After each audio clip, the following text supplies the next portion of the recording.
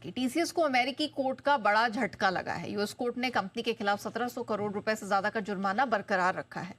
अब एक्चुअली मामला क्या है, इस जुर्माने की क्या अहमियत है, कितना नेगेटिव ये हो सकता है, पूरी डिटेल लेकर जानवी हमारे साथ जुड़ चुकी हैं। जानवी, जरा बताइए कि हम टीसीएस के इस जुर्माने की और इंटरनेशनल मार्केट में इस केस की क्यों बात कर रहे हैं?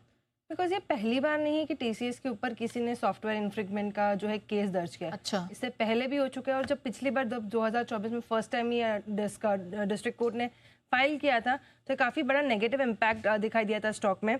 अगर पूरा मामला क्या इसके समझिए तो United states court of appeals ने जो डिस्ट्रिक्ट कोर्ट का आदेश था उसे बरकरार रखा है। यूएस डिस्ट्रिक्ट कोर्ट ने लगभग 1740 करोड़ का जो है जुर्माना लगाया था डीसीएक्स टेक्नोलॉजी, इसके जो लाइफ इंश्योरेंस का जो पूरा इनका सॉफ्टवेयर है उसका एक गलत इस्तेमाल करने का और उसको कॉपी करने का जो है ये टीसीएस पर आरोप लगाया गया था।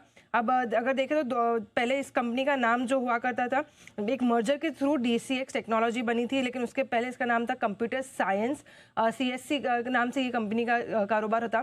तो 2018 में इस कंपनी ने अगर देखें तो अपना जो लाइफ इंश्योरेंस का बिजनेस का जो सॉफ्टवेयर है इससे 2 बिलियन की डील के साथ ट्रांस अमेरिका के साथ एक डील करी थी, जिसके चलते ये जो पूरा इसके राइट्स थे ये ट्रांस अमेरिका के पास भी गए थे।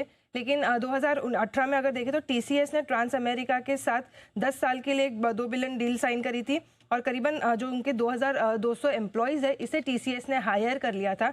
तो 2019 में अगर देखें तो सीएसई ने ये एक मामला दर्ज कराया गया था वहाँ की कोर्ट में कि खुद के लाइफ इंश्योरेंस प्लेटफॉर्म सॉफ्टवेयर बनाने के लिए टीसीएस ने अगर देखें तो सीएसई के जो पूरे जो सॉफ्टवेयर इन्फ्रिंगमेंट था वो करता हुआ दिखा था। तो टीसीएस ने इसका पूरा ही खंडन कर दिया था।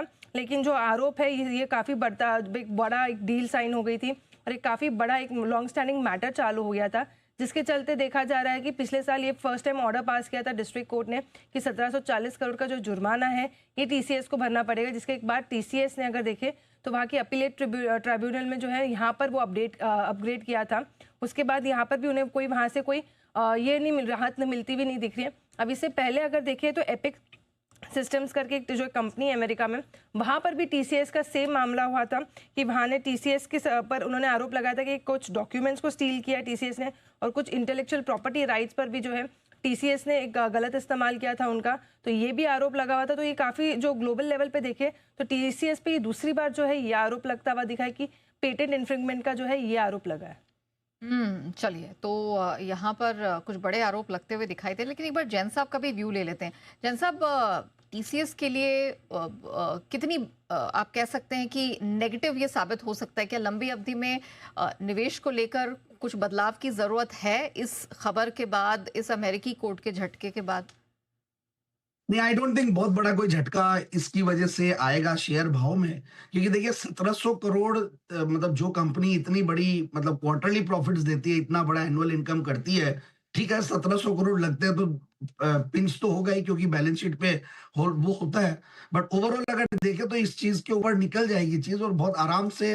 और ये केसेस जो है यूएस में और जो इन्फ्रिंजमेंट वाली जो चीजें होती है ये लगते हैं, और वहाँ की कंपनियां बहुत मतलब एग्रेसिवली ये सब चीजों को बहुत फॉलो भी करती है और इनफैक्ट केसेस भी दायर कर देती है। तो मेरे हिसाब से टीसीएस में इस न्यूज की वजह से अगर आना होता है इम्पैक्ट तो आज इस न्यूज पे आता। मगर आज देखिए आईटी स्टॉक्स भी मजबूत है और काफी करेक्टेड है ऑलरेडी, कई ये सारी न्यूज डिस्काउंटेड रहती है। सो आई डोंट थिंक इस पे कोई बहुत बड़ा नेगेटिव रिएक्शन आना चाहिए।